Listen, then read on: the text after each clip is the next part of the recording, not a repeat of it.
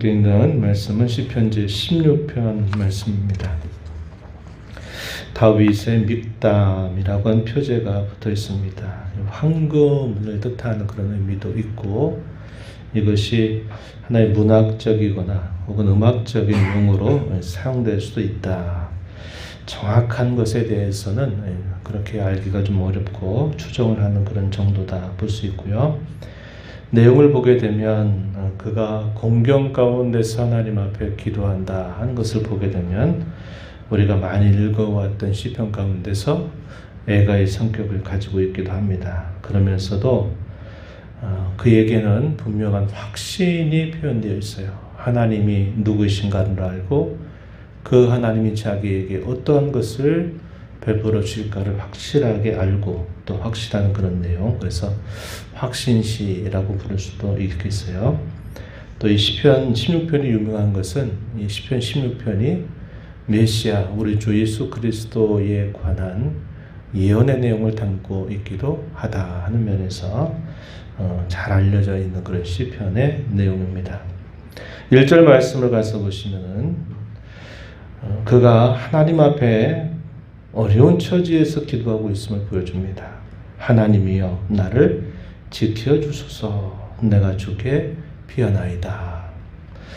구체적인 상황이 우리에게 설명되어 있지 않지만은, 그러나 다윗은 어떤 특별한 상황 속에서 또 이러한 간구를 하나님 앞에 올리고 있다 하는 것을 우리로 알게 해줍니다. 내가 주께 피합니다. 나를 지켜주소서. 이렇게 하나님 앞에 그의 첫 이 시편을 여는 기도가 표현되어 있습니다.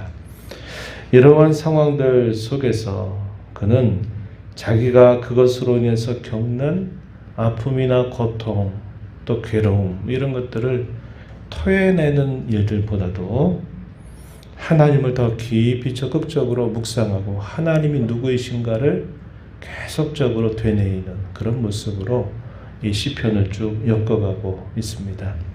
우리가 앞에서 읽었던 여러 내용들을 보게 되면 그가 겪는 고난이나 시련이나 박해, 대적자들의 공격으로 말미암아 그의 심령 속에 느끼는 그 괴로움과 고통을 하나님 앞에 탄식으로 쏟아내는 부분들도 우리가 여러 편 읽어왔어요. 그러나 이 16편은 공경의 처지 가운데 있지만 그의 적극적인 생각과 관심을 우리 하나님께로 집중하고 있다는 것을 잘 보여줍니다. 그 이하에 주어지는 표현을 한번 보시기 바랍니다. 내가 여호와께 아뢰되 주는 나의 주님이시오니 주밖에는 나의 복이 없다 하였나이다. 주님만 나의 주님, 이 말은 당신만이 나의 주님, 내 모든 것의 주권자라고 고백하는 표현입니다. 당신만이 나의 주님이시요 주님밖에는 나의 복이 없다, 이렇게 고백하면서 주님만이 자기에게 진정한 복이 된다, 이런 사실을 그가 고백을 하고 있습니다. 또 3절 말씀을 가서 보시면 그는 땅에 있는 성도들의 존귀함을 말하면서 자기도 그 성도들에게 즐거움을 가지고 있다, 성도들로 인하여서 즐거워한다, 이런 고백을 하나님 앞에 올려드리고 있습니다.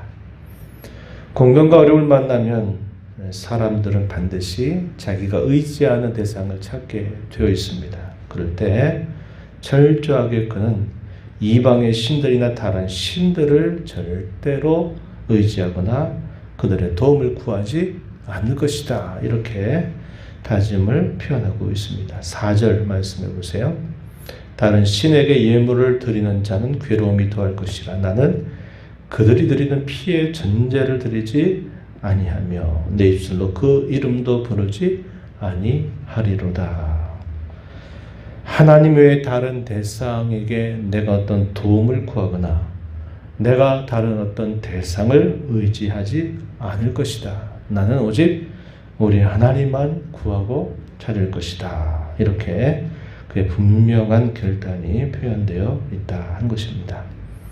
더 나아가서 5절에 보면 그는 여호와 하나님을 자기의 산업으로 여기고 자기의 자녀의 소득으로 여긴다. 여호와 하나님이 자기의 진정한 복이라고 고백한 것과 비슷한 표현입니다. 하나님을 자기의 기업, 자기의 산업, 자녀의 소득으로 여긴다. 이렇게 표현하고 있습니다. 이것은 우리가 지금 수요일마다 창세기 말씀을 읽어가는데요. 족장들이나 앞선 신앙의 선배들에게 하나님이 궁극적으로 가르쳐 주시고자 하시는 내용입니다. 처음에 아브라함에게 하나님은 그들에게 땅을 기업으로 주겠다 이렇게 말하죠.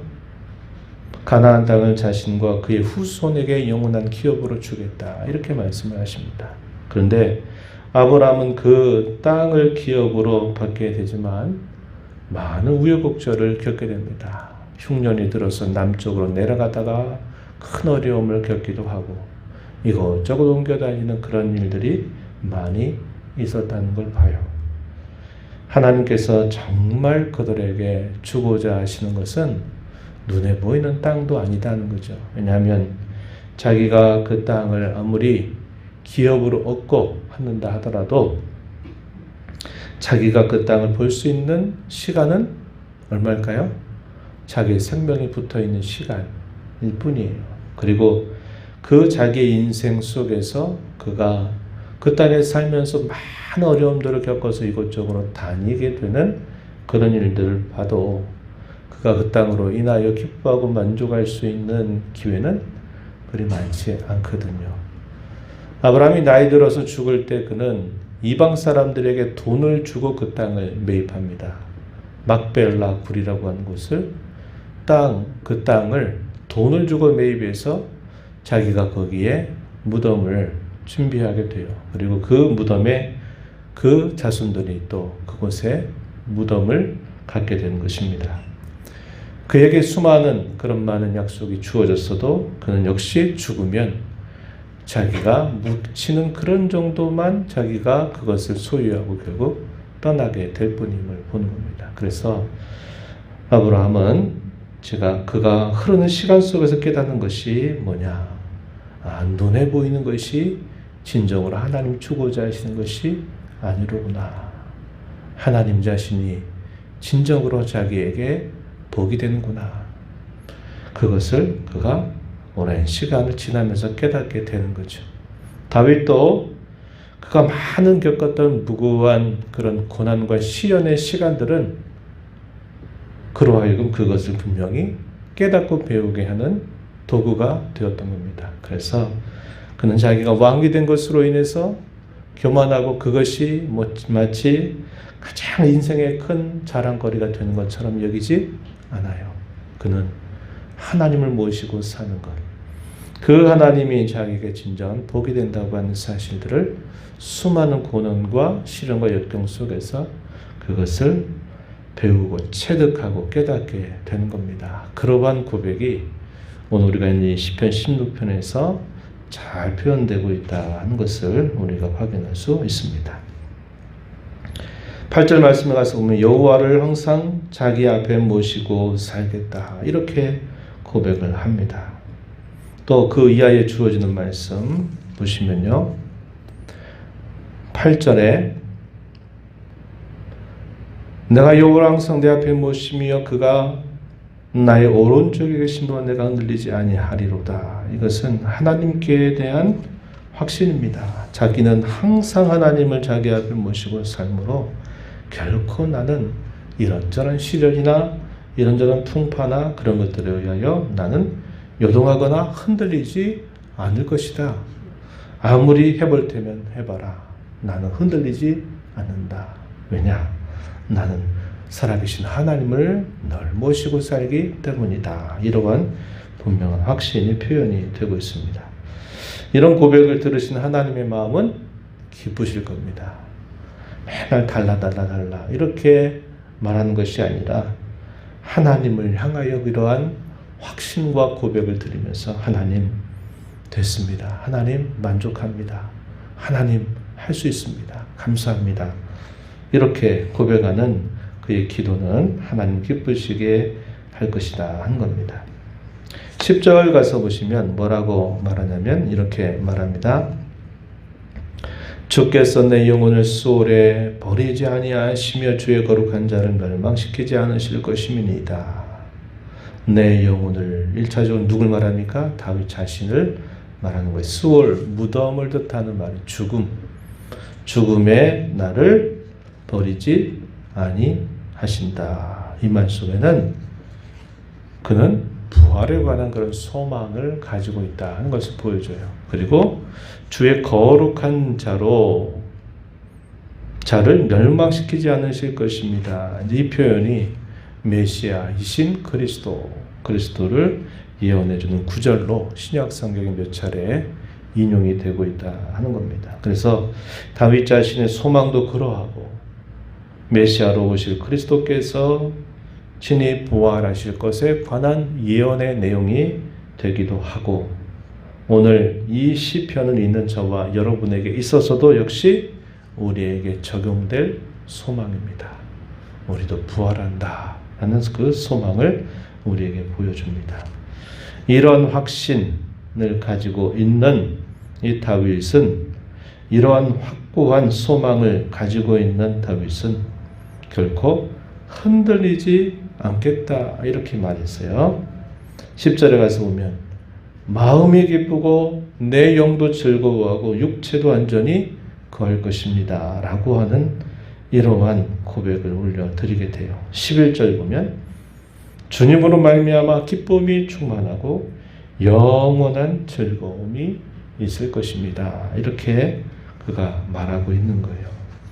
이러한 견고함, 이러한 확신, 이러한 기쁨, 이러한 즐거움 이것을 품게 되는 그 이유가 어디에 있을까요? 하나님께 대한 확고한 신앙입니다. 고난과 시련 중에 하나님을 깊이 바라보고 하나님을 묵상함으로 인하여 그에게 주어지는 효과입니다. 효과. 우리도 마찬가지예요. 우리가 이 땅에 시련과 어려움을 겪는 것을 통해서 우리는 하나님 우리에게 누구이신가를 더 깊이 알아가게 되는 그 과정을 잘 이루어가야 한다는 것입니다. 고난과 시련을 만나게 되면 우리가 진정으로 뭘 바라보고 뭘 의지해야 될까 하는 것을 우리에게 묻습니다. 또 그것은 그 앞에서 내가 이 고난과 시련을 스스로 감당하기에는 난 너무나 부족하고 연약한 자라고 하는 사실을 또한 우리에게 깨닫게 해주기도 합니다. 그러한 일을 통해서 우리는 살아계신 하나님께 우리의 마음을 향하고 그분만이 우리를 진정으로 도우신다고 하는 사실들을 확고하게 붙들고 하나님을 깊이 생각하고 묵상하는 그런 자세를 우리가 잘 배워야겠다는 겁니다. 이것이 성도가 갖는 고유한 품성, 성도가 갖는 기대, 확신, 소망이 되고 있다는 것을 우리에게 잘 가르쳐 주고 있습니다. 우리에게 영원한 소망을 가지고 있다고 하는 것, 우리 인생의 짧은 시간 넘어서 죽음 넘어서까지 가지게 되는 그 소망을 우리가 든든히 붙들게 된다면 이 땅에서 잠깐 겪는 시련과 역경이나 고난을 대하는 태도는 반드시 달라지게 되어 있습니다. 그게 곧 우리가 읽었던 말씀 중에 보니까 부활 소망이다 하는 거예요. 그것은 영원한 소망이에요. 이 땅에 있는 것들이 우리를 해하고 공격한다 한들 어디까지 하겠습니까? 죽음이라고 하는 그 문턱 앞에 우리를 가게 할 수는 있어요. 그러나 죽음으로 더 이상 그들의 모든 일들은 미칠 수가 없게 됩니다. 그러나 우리의 소망은 죽음 넘어서까지 영원한 소망을 가지고 있다 한 겁니다. 왜 그럴까요? 우리가 섬기는 하나님이 영원하신 하나님이시기 때문에 그래요. 그래서 우리가 그 하나님을 우리에게 참된 법으로 우리가 섬기고 의지할 유일한 대상으로 여기고 산다면 우리가 이 땅에서 영원한 즐거움을 맛보며 살아갈 수 있게 되는 것입니다. 오늘 우리가 이 말씀을 통해서 다윗의 고백이 오늘 저와 여러분의 고백, 다윗의 확신이 곧 저와 여러분의 분명한 확신이 되기를 진심으로 축복합니다. 하나님 아버지 감사합니다. 지난 밤도 또 무더위 가운데 있지만 또 저희들에게 쉼을 허락하시고 이 새벽 시간 저희들을 깨워주셔서 오늘도 새날 주신 하나님, 생명을 주신 하나님 앞에 찬양과 경배를 드리게 하시고 오늘도 말씀을 통하여 앞서행하시는 하나님의 말씀을 통해 저희에게 주신 영원한 소망, 또 저희가 가지는 분명한 확신, 또 저희에게 약속된 영원한 즐거움, 그것이 무엇인지 이 시편을 통해서 또 듣게 하심을 감사합니다.